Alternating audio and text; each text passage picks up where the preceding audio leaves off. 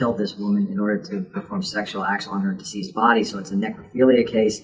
These are very rare in the country. There's only a handful of these cases, true necrophilia cases. There are people out there that have a affinity towards deceased bodies, a fetish, if you might say, for that. Life can sometimes take unexpected and dark turns. This story, which took place in Pennsylvania in the United States in 2014, concerns a heartbreaking disappearance and a mother's tragic fate. A 33-year-old young woman leaves work and never returns. The security camera footage that helped solve this case was so shocking that the jury refused to watch the video evidence presented by the prosecutor. This is a painful example of how innocence can intersect with darkness. Jessica Padet was born on December 15, 1980. Throughout her life in Pennsylvania, she was an energetic and cheerful child.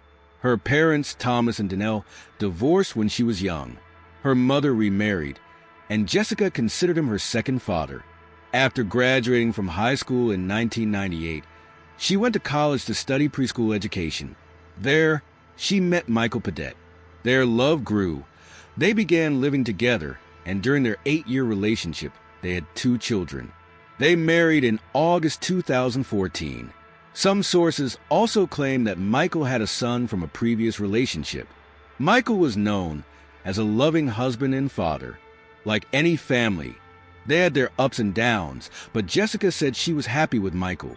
However, just 4 months after their wedding, she disappeared. Jessica worked at a kindergarten in Northampton. She loved children and could communicate easily with them. November 21st, 2014, was an ordinary day. After dropping off her older children at school, she went to work with her younger son.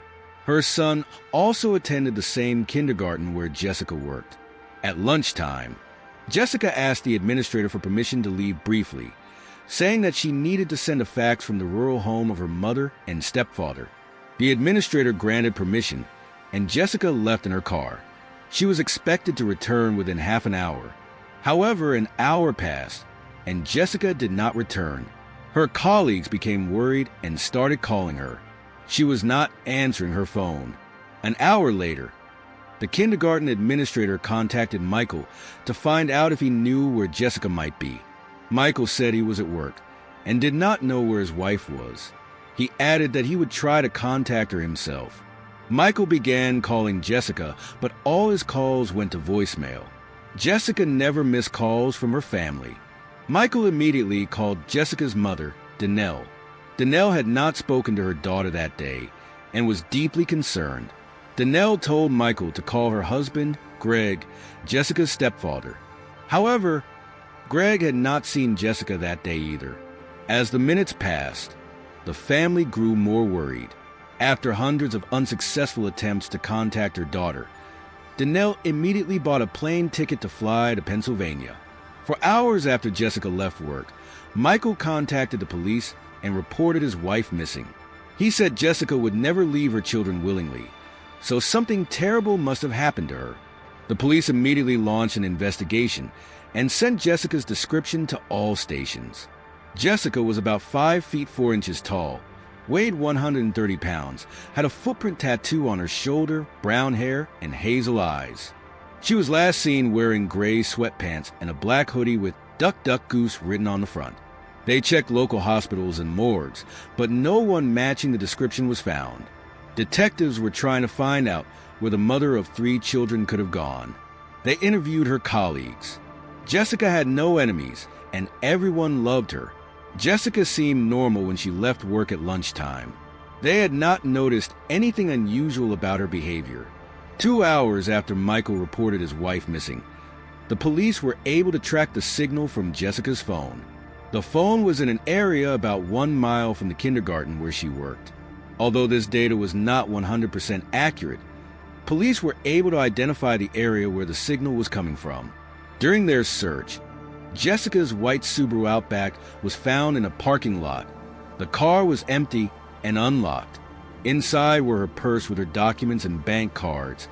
The keys were in the ignition, and her phone was on the passenger seat. At first glance, there was no sign of a crime in the vehicle. The police were now searching for answers to several questions. Where was Jessica? What had forced her to abandon her car and valuables so close to where she worked? Why had she left her belongings in the car? They needed security camera footage for the answers. There was a security camera on the back wall of the store across the parking lot. The camera had a view of the location where Jessica's car was found. The police went to the store and asked the manager to let them view the recordings. Jessica was seen entering the parking lot shortly after 1 p.m. She got out of the car and stood by the driver's door for a while. After leaving the car, she walked between two buildings and towards another parking lot, and then disappeared from view. Her destination could not be seen because there were no other cameras. Investigators were trying to figure out why Jessica had left her belongings in the car and disappeared. Could she have been hiding of her own free will? They copied the footage they had watched on the small and old monitor in the store to better examine it on a large screen at the station. Because the Northampton Police Department was small, they requested assistance from the Pennsylvania State Police. Flyers with Jessica's photo were distributed, and announcements were made through the media. Detectives began trying to reconstruct the timeline of events leading up to Jessica's disappearance. First, they spoke with the kindergarten staff again. After learning that Jessica had left work to send a fax from her mother's house, they went to that house. The house was about 4 miles from the kindergarten, a 10-minute drive. From Danelle and her husband, Greg, they learned that Jessica had keys to the house and could come anytime. That day, Danelle was in Florida, and Greg was not home either. Every fax appeared in the fax machine's usage history, but Greg's fax machine was broken. It was unclear if Jessica had gone to her mother's house that day. Perhaps she decided to use another fax machine. However, this did not explain why she had left her belongings in the car. Next, detectives spoke with Jessica's husband, Michael.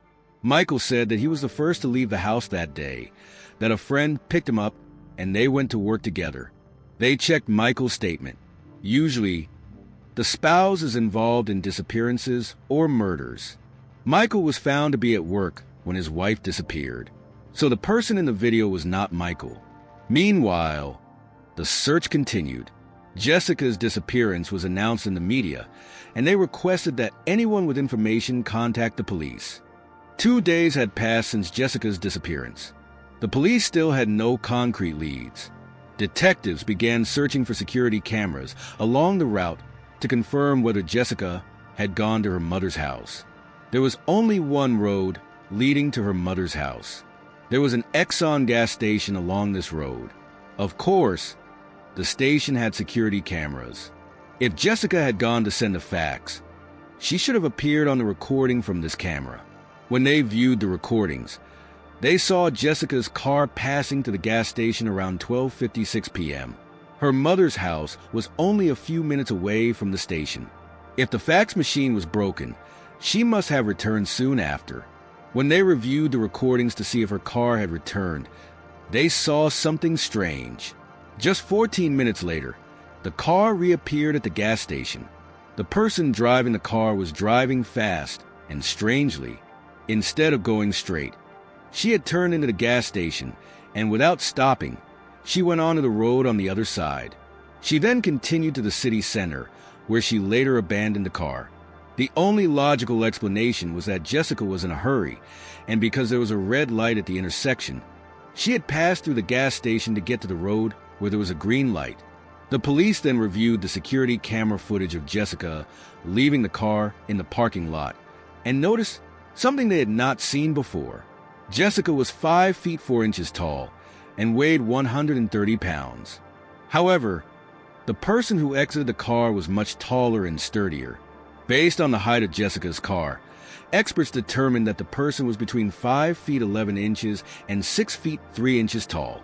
Also, the driver's seat in the abandoned car was positioned as close to the steering wheel as possible.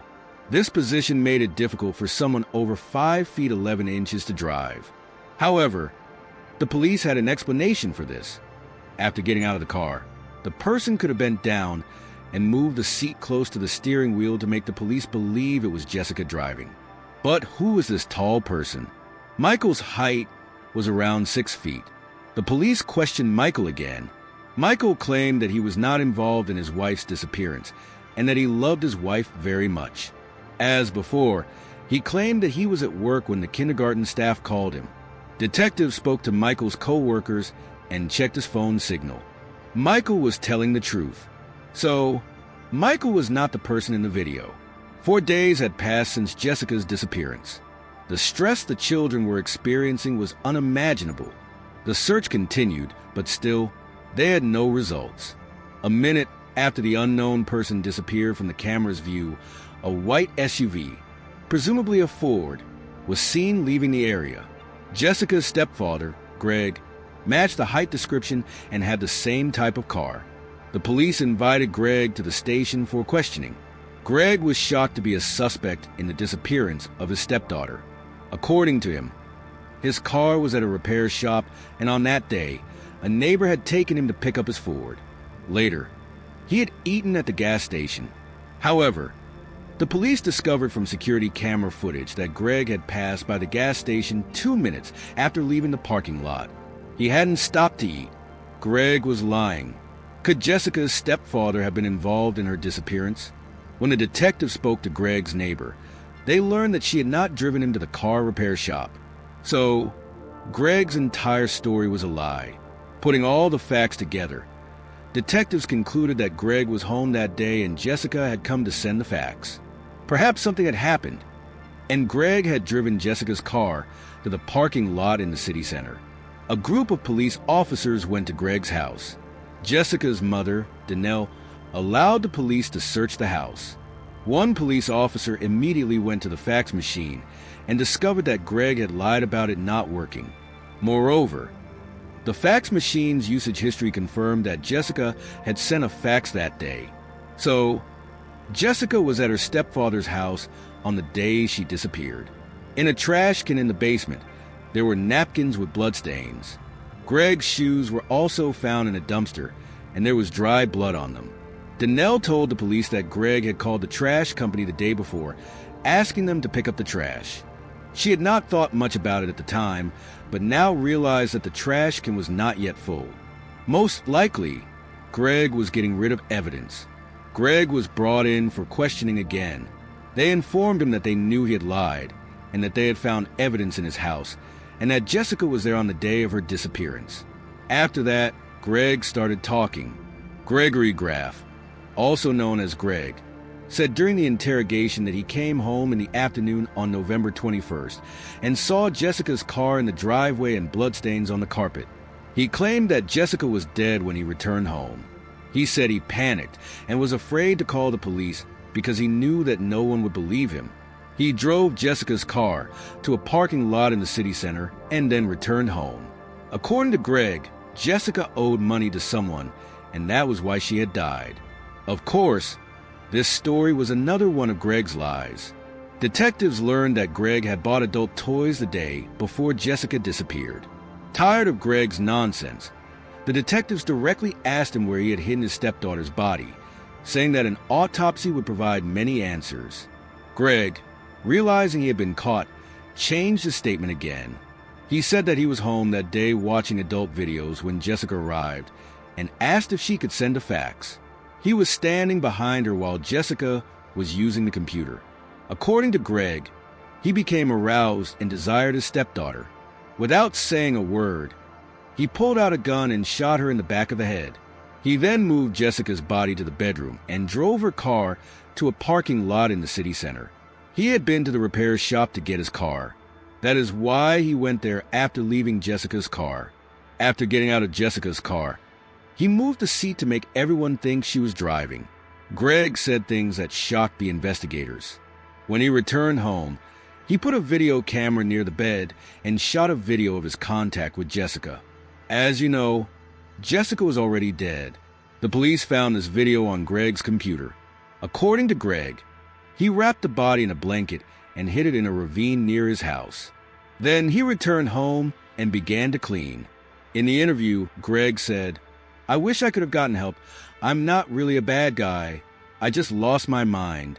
After his confession, he talked about how his world changed after the crime. "I lost everything. my business, my house in Florida, my dogs, my wife, he said. He mentioned his family and parents, but he never once mentioned losing Jessica. Northampton County officials announced that the missing mother had been found dead and that her stepfather was being charged with murder. The prosecutor said he believed there was a sexual assault or attempted assault involved in the murder. Donnell simultaneously learned that her daughter was dead and that her husband was the killer. However, what Greg had done to the body was beyond her imagination.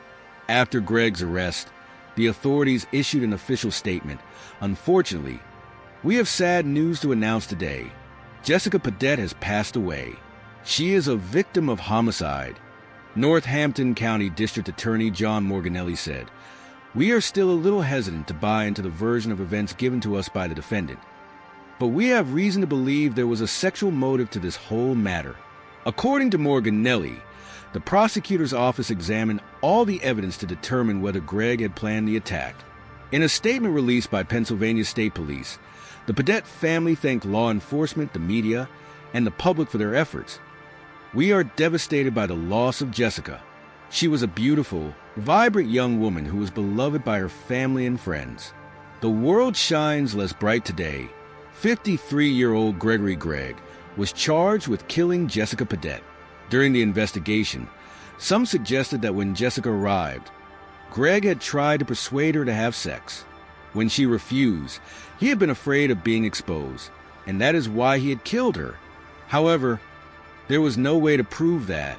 Jessica's body had no defensive wounds. She had died from a single shot to the back of her head, which confirmed Greg's testimony. According to Pennsylvania state law, this man could have faced the death penalty. However, because Jessica was already dead when he committed the second heinous crime, the prosecutor's office had no right to demand the death penalty for him. After examining Greg and Jessica's computers and phones, the police did not find any evidence of a connection beyond the relationship between a stepfather and a stepdaughter. The trial began in 2015. District Attorney John Morganelli said that Philadelphia lawyer John McMahon, Jr. never filed any mental health evaluation results for Gregory Graph. McMahon said he had Greg evaluated for a possible insanity defense, but Greg did not have diminished mental capacity, so McMahon did not use the evaluation at trial. Donnell said that she learned about her daughter's disappearance on November 21st, when she was in Florida choosing carpets for their new home. Greg picked her up from Lehigh Valley International Airport on November 22nd. He had said that everything would be okay and that they would find her. At one of the court sessions, the jury had to watch a 6-minute video of Greg's heinous crimes. He was using adult toys that he had bought the day before. The jury did not want to watch the video, but the judge said they were obligated to do so before reaching a decision. Greg's lawyer tried to prove that it was not a planned crime and that his client had committed a third-degree crime, not first-degree. That is why Northampton County District Attorney John Morganelli made the difficult decision to show the jury the 6-minute video recording filmed by Greg. Morganelli said that Greg had pleaded not guilty to both charges, leaving him no choice but to present all the evidence in his arsenal to convince the jurors that the crime was premeditated.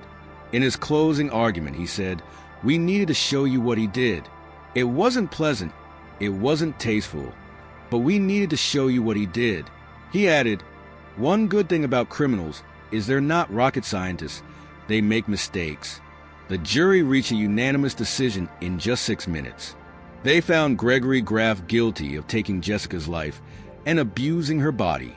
The court sentenced him to life imprisonment without parole. When asked by the judge if he had anything to say, Greg said, "No, sir, I'm just very sorry." After sentencing, the judge recommended that the jury seek counseling from a psychologist. After the verdict, Jessica Padet's husband, Michael, said, "It's been tough moving on without the only woman I ever loved and raising 3 children without her. She was the most wonderful person you'd ever meet." Donnell filed for divorce. However, there were some difficulties, and she had to go to court. 55-year-old Gregory Graph, who appeared in court via video from his Pennsylvania prison cell, refused to sign documents that would give him 25% of his shared assets with Donnell. This tragic story shows how a mother's life can suddenly and cruelly end. Jessica's memory will continue to live in the hearts of those who loved her. We hope that this incident will make people think about the workings of the justice system and the dark depths of the human soul.